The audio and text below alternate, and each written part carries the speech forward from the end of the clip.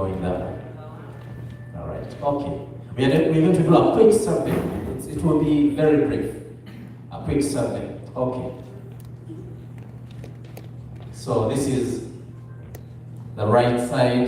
This is going to be the left side. So my right, my left. Some people have trouble with what's their right and what's their left side. Okay. Okay. So all of you are right now standing on my right side. We are going to do a very quick survey about suicide. All right. Move to my left if you've ever heard of anyone who was thinking about suicide. Move to my left. All right. So pay attention. This is a survey. Pay attention to the survey.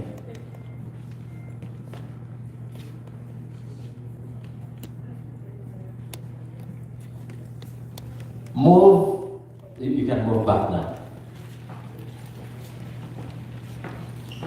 Move to my left if you have ever heard of anybody who didn't only just think, but actually attempted to take their lives.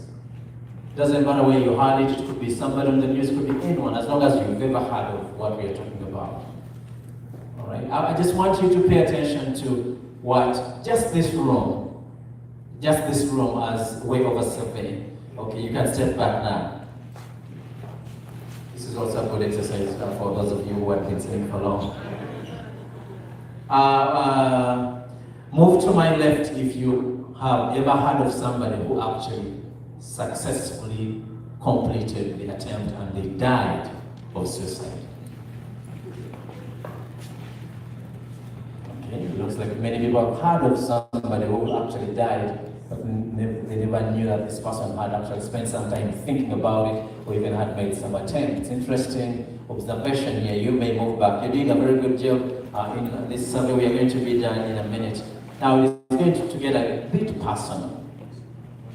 Now we're not talking somebody on the news somewhere. We're not talking about some article that you read. We are talking about somebody you know, okay? Move to my left. If you know someone, so this could be someone you know in all categories of your social relationship, somebody you know, you knew them, and you know that they were at some point in their lives thinking about suicide, and you knew them.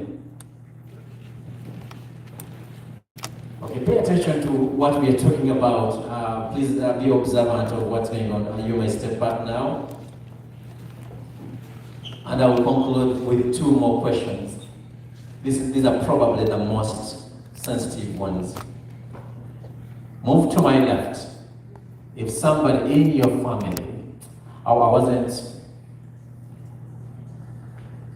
I should have participated. Please know every single time I was on the left.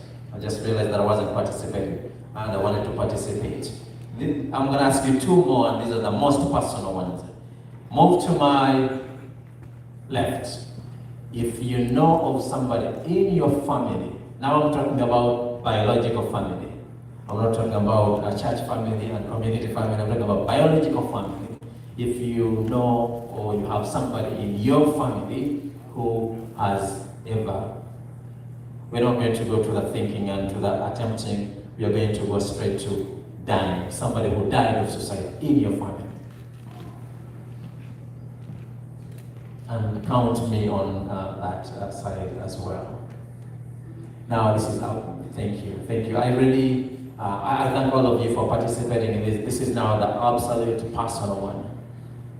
If you are standing here and you've ever had thoughts of suicide and you're willing to share in this public way, move to my left.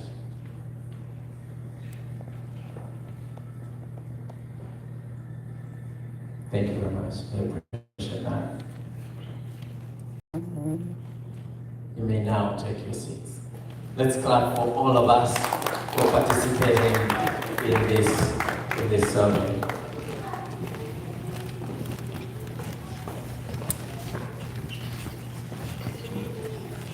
So today, because many times we typically learn about statistics, and the statistics are very important.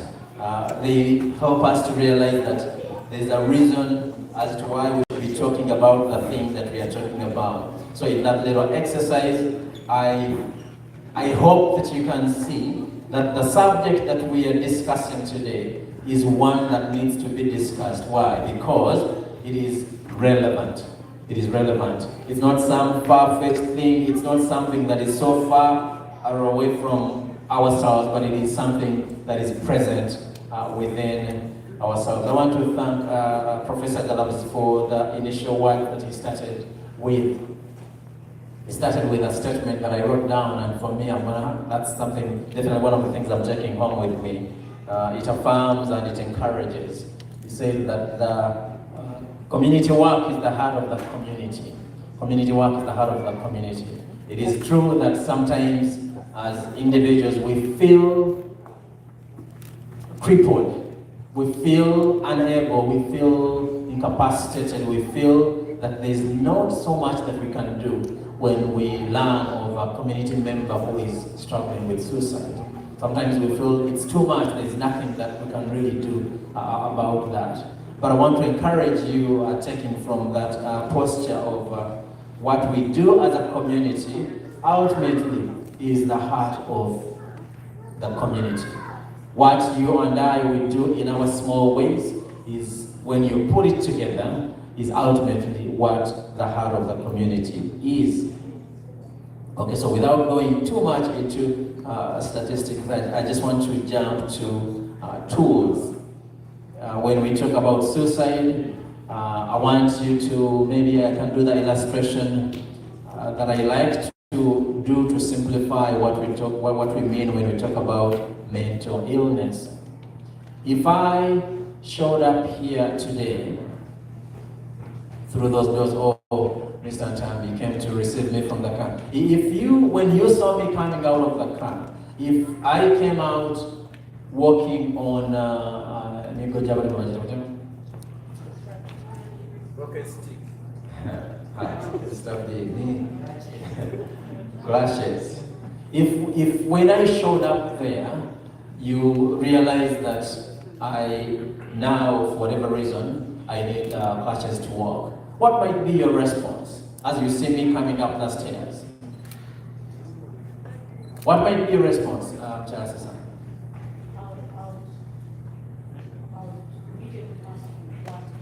So she said immediately, so that's a key word there. Immediately, she will be prompted to ask me what happened, because maybe the last year she saw me, I wasn't using crutches to walk. Who else?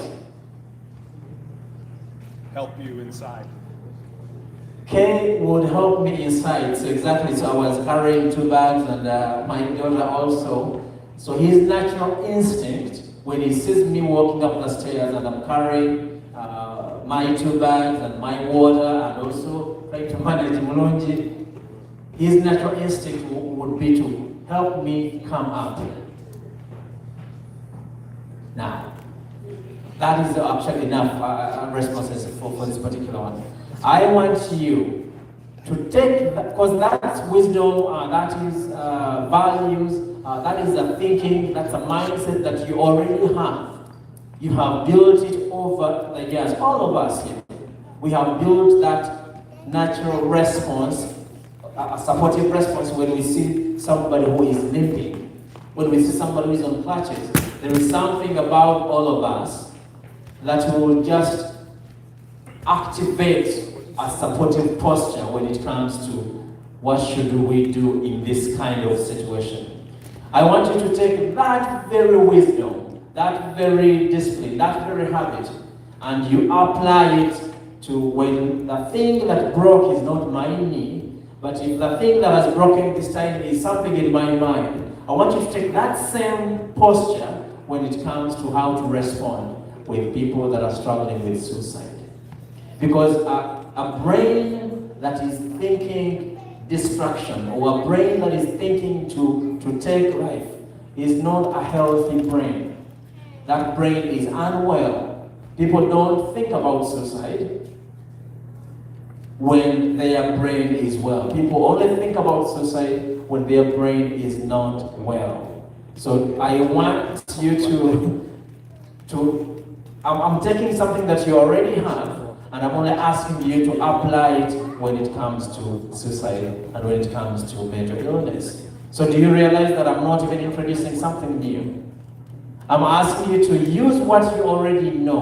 When you see a limping person, there's something natural about you in responding with support.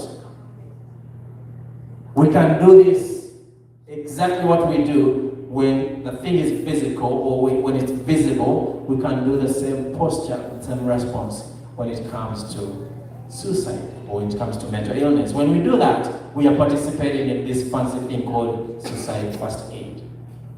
Now, if you want to go a little bit deeper, suicide first aid is a thing. I don't know if your organizations would charge or would expect you to pay some money towards it, but if your organization never talks about suicide first aid, introduce the subject. I was privileged to work in all three places where I have worked before, where suicide first aid was actually, we didn't have to pay to check it.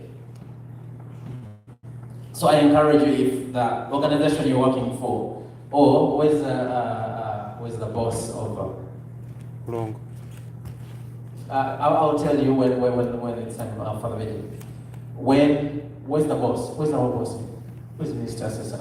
Where's Mulongo Waso? If African Canadian Foundation does not offer suicide first aid, it is something that I will participate in when it comes to fundraising to make sure that African Canadian Foundation starts offering suicide first aid. I'll be one of the people to participate in that fundraising to make sure that we have this resource available for our people. But if you already have the money, then we don't need to fundraise. Because the people who offer this service, they don't charge too much. It's not a very expensive fee. But also maybe some of us can say, Pastor, no, we don't need to fundraise. For me, I'm going to make the point that by this time next year, we'll have raised enough money to sponsor at least, we don't have to do all the people, we can even say 10 people. Sponsor 10 people to take suicide first aid. How many of you have done first aid, the regular first aid when it comes to, see the hands that are going up? How many of you have done suicide first aid? Okay, we have 2 hands. I would like to see the same number of hands or even more hands. So today I said I'm not going to give you too many statistics, but I definitely want to give you a tool. So everybody, you have a book, I'm offering you a tool. This is something I would typically do if I encounter some in my counseling world. Oh, by the way, I have a clinic called New Ways Center for Wellbeing. For those of you, some of you already know of this, but those of you who don't, it's something you can Google, something will come up. My friend Raymond Lee and myself, we have a business called New Ways Center for Wellbeing. But in my context, if you had come to my clinic and we were talking about suicide and you are currently experiencing suicidal thoughts, this is a tool I will offer you. Today, I just want to offer you a tool for free. You would have to pay me a minimum of $180 for 45 minutes for me to give you this. But today, because of our boss here, of African Canadian Foundation, all of you get to take something home. It's a very simple tool. I know that the scientific world and the English world has really complicated sometimes these conversations about mental illness or mental health, but it's never really meant to be so complicated. So take out a pen and the notebook that we are provided, and I'm going to offer you this tool. This tool is used when somebody is currently experiencing thoughts of suicide.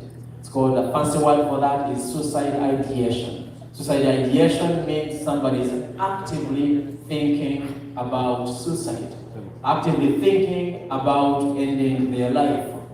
There are many tools that are used or that we use when we are helping somebody to navigate. I like, my brother here put the word navigating path to wellness. That word navigate is like what the GPS does for you. when you're moving from one place to another. I like that one very much. So if somebody is navigating thoughts of suicide, this is a tool that we use, and I want to offer you this tool so that you can use it in your personal moments of thinking about suicide, but also you can use it for your, unfortunately I've had to use it so many times. There's a specific time I used it with a young person. It was so hard for me to actually make it through the session because of how deeply just touching the young person was when this person started completing the tool. Some of the things were a bit personal for me because of what the young person was saying. Okay, here's the tool. The tool is called Reasons for Living. So those of you who are writing, we are writing. I want to address the young people. Let me see who is writing. Okay, I see somebody writing. This is a tool that you can use if and when you are thinking about killing yourself. Let's use some plain unsugar-coated words. When a moment comes and you're thinking about ending it, but you see, when people say ending it, they're trying to avoid using the word suicide. And one of the things that I hope that I achieve from today is for your tongue to be comfortable with saying the word suicide. Everybody says suicide. Suicide. Suicide. Let's say it 5 times. Suicide. Let's say it comfortably. Suicide. Suicide. Suicide. Suicide is preventable. Suicide is Suicide preventable. is preventable. There are some people that have been arguing that, oh, but Pastor, if you tell people to be comfortable with saying or talking about suicide, and you're planting the thought in their mind. And I want to respond with you with research. We have a researcher in the house. The research is so strong that encouraging people to comfortably talk about suicide does not plant thoughts of suicide in themselves. In fact, it makes them equipped to be able to talk about suicide in a healthy way when the thoughts come up again. In fact, if right now, if you connect with somebody and you realize they are comfortable to talk about suicide, who do you think you might talk to tomorrow when those thoughts come?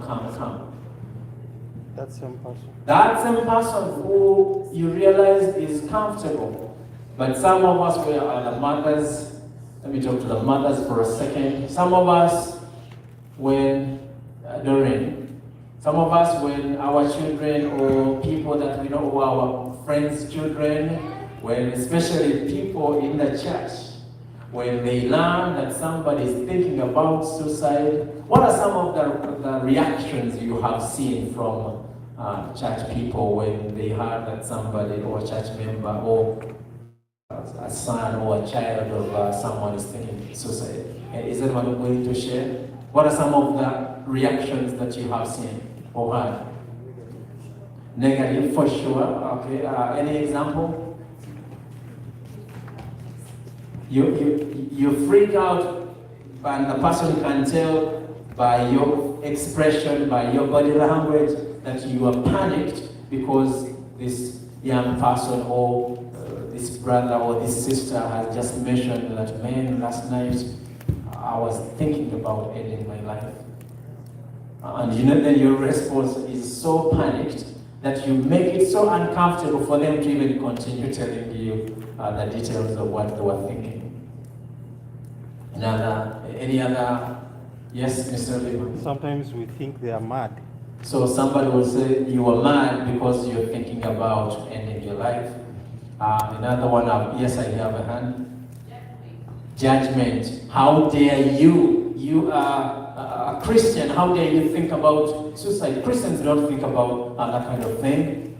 Yeah, anger. Anger. So they respond with anger at you. Why would you do that? Man, that is one of the most heartbreaking. Yes, Doreen. Some say you are demon possessed.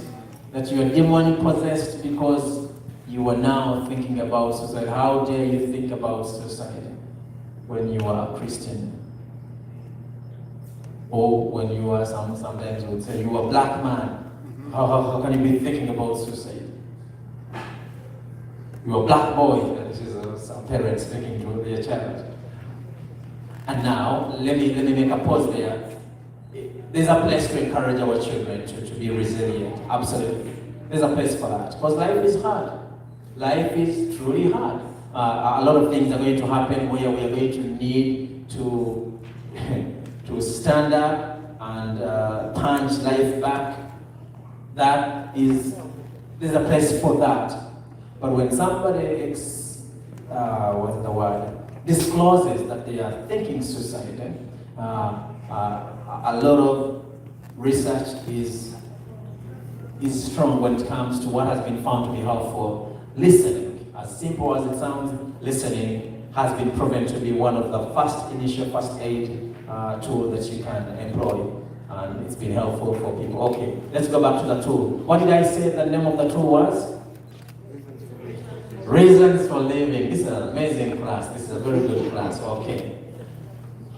When somebody is experiencing thoughts of suicide, now this is in the moment, and you have learned that they trust you enough to share with you that currently I am thinking about taking my life. So what you do, once you have secured their trust and the conversation is now ready, I think I have like 3 minutes to end, you take a pen and a paper, you draw two lines, so two, not rows, but columns. People know the difference between a row and a column? Yeah.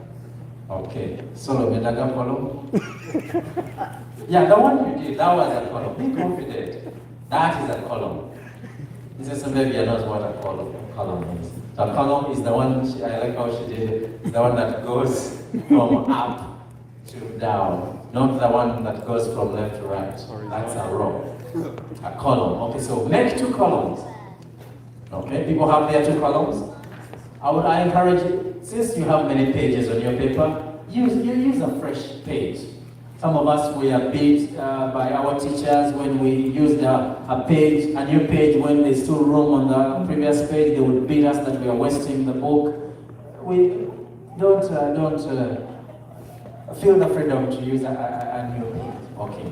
Now on the left side of your 2 columns, so on the left column, you're going to write the word reasons for dying. Okay, are you with me so far? I'm offering you a tool that you can use on a daily basis. But please, you don't just go to the person and you just start doing this. It has to come from a point where you realize that the person is now freely sharing with you.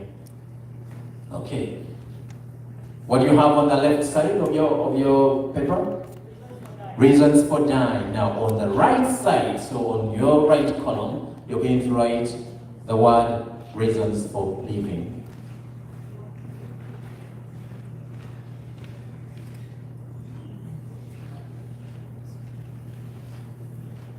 This is big to ask. But I'm gonna ask my brother. I feel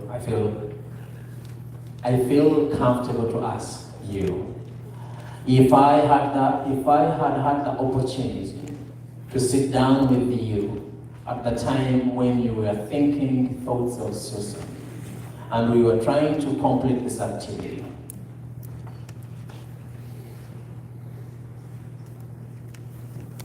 I want you to write with numbers, so number 1, number 2, number 3.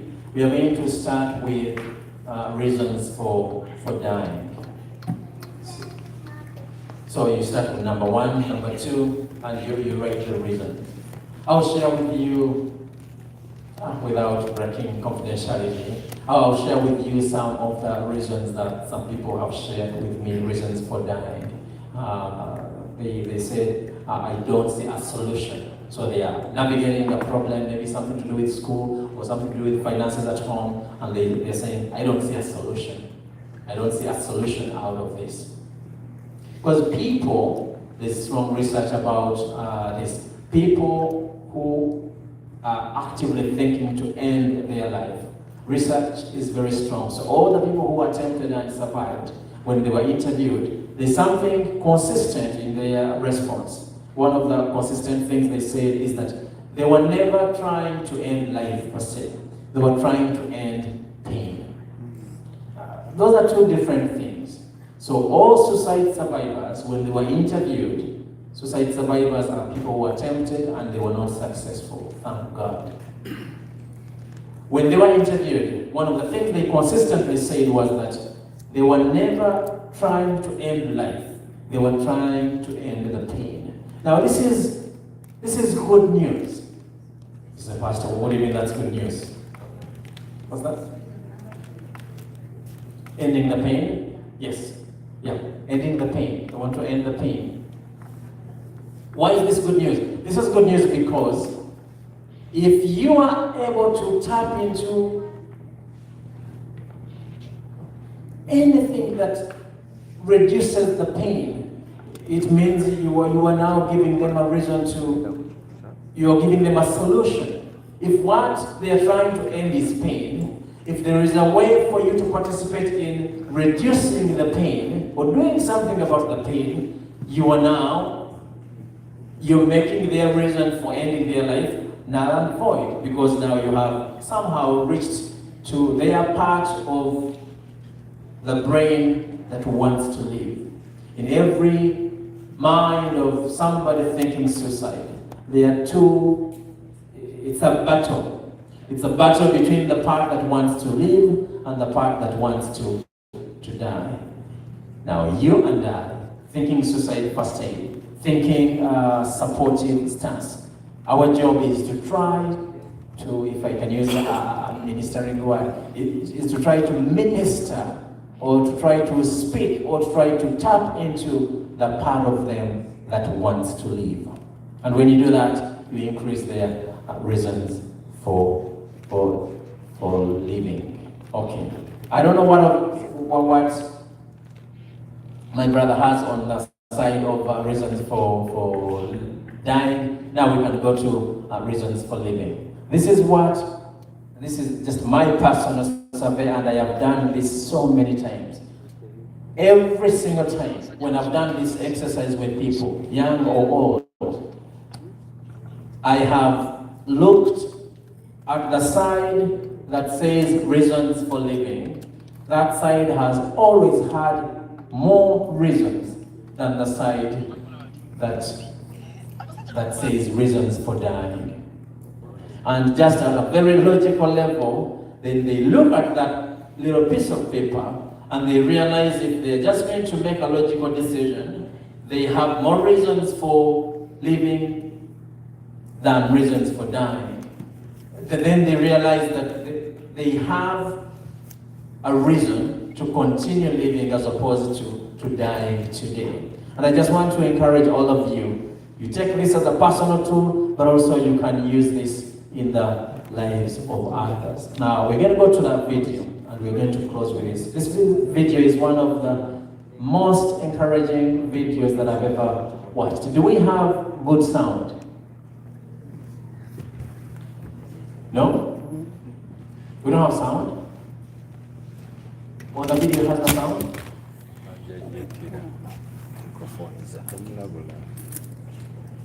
Okay, if you don't have a sound, I will have to just be the sound for the video.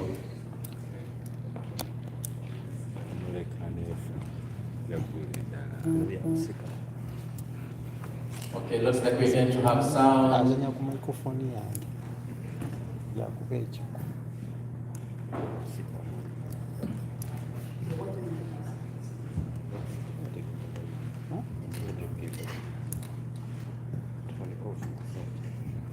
Brother King, I don't know if you're able to give us that kind of gift. Would you be able to share what you have on your menu? Sure, yeah. I know you have a presentation coming up at some point, but I don't mind to share this microphone with you right now. Just to get an example of somebody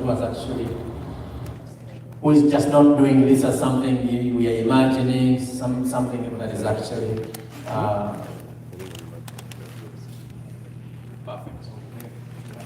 So just listen, and I don't know if the others want to share, but let's listen to him. Yeah, thank you. So when I was at my worst, at my lowest point, I thought there was no hope. I couldn't see a way through, very much what you shared earlier. I felt like I was a monster, that I didn't belong in the world, that I was too different, that I wasn't enough of a man. And the reasons why I wanted to live was because even though I can't see that hope, there were people around me that believed that there was something there. And there were people that cared about me. And I thought no one cared. But when I truly thought about it, there were people in my life that did care. And if I left, there were people that would miss me, there were people that would be saddened by the loss of not having me in their lives. And I also knew that someone else was struggling in the same way that I was, and they were going to need me one day. And I think that was the biggest thing that kept me on the path. So, thank you. Let's clap for him. Thank you, sir. Really appreciate that. I said I would tell you something personal that one of the young people that I was working with shared with me. So this young person just happened to know our family a little bit. And one of the things that they said, Mrs. and Baby, was they want to be, at that time, Molonji was, I don't know, she was like maybe 3 weeks old. And they had come to visit us as a family. And then 2 weeks following that, they had a very difficult moment in their life. And then I had to sit down with them to process or to navigate these very strong suicidal thoughts. One of the things they put down, they didn't even ask me about it, but we were doing the activity of reasons for living. And one of the reasons they put was that they want to see Molonji as a grown person. That they want to be there when my daughter is grown. Maybe it struck my heart. So you never know how you can be the reason somebody wants to continue living. So don't underestimate how you influence the people in your life. You just might be the reason they want to continue living. But here is the encouragement I want to share with you. Many times when we talk about these big problems in the world, we feel like we can really not do anything much about these problems. But the story of the starfish encourages all of us. This is now, we are ending where we started. We started at the statement from Professor Galavzi that community work is the heart of the community. And that's where we're going to end as well, as far as I am concerned. In the story of the starfish, we have it ready. We are encouraged that even little, tiny, small acts can actually make a big difference. So I want you to be encouraged that don't underestimate how impactful your small ways can go when it comes to making a difference in the lives of the people that God has blessed you with in your life. Do we have the video now? Put it nice and loud.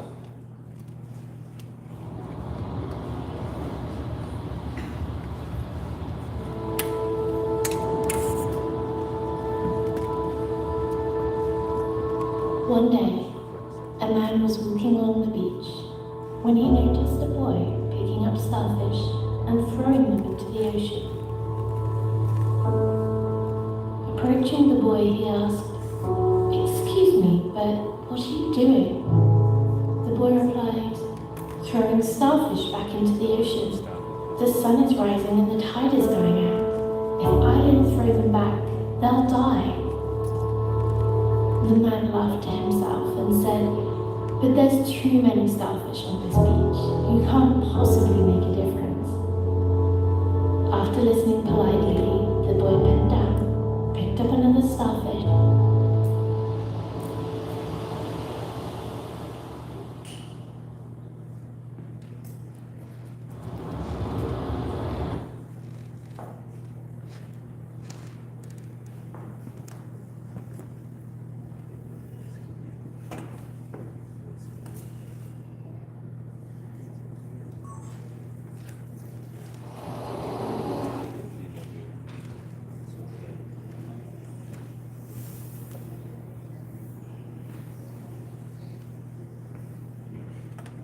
So I don't know what happened to the video there. So after the question, what do you think you're doing? And the boy says, I'm putting back the starfish because if I don't, it's gonna die. The man laughs at the boy and says, what can possibly make you think you're going to pick up all that much starfish? The young boy respectfully bends down, picks another starfish, throws it in the ocean, and now this is where we end.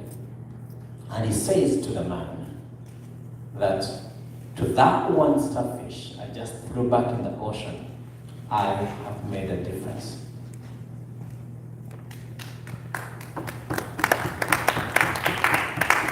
This microphone belongs to Picked up another starfish and threw it into the ocean. Then turning to the man, he said, I made a difference to that one.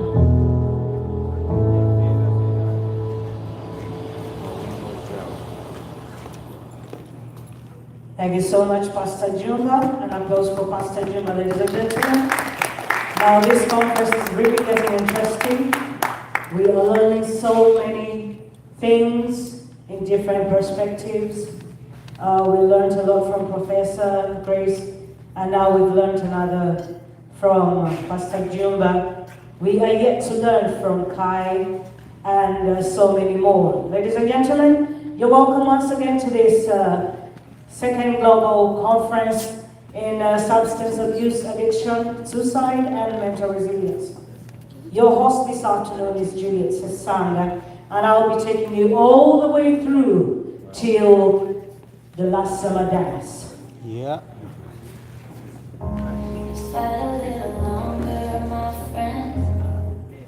Okay,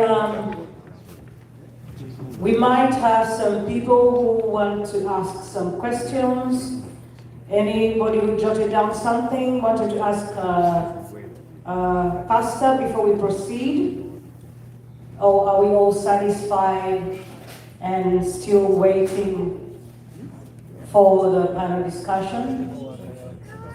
DJ, please give us a commercial break. Thank you very much. It's all worth it in the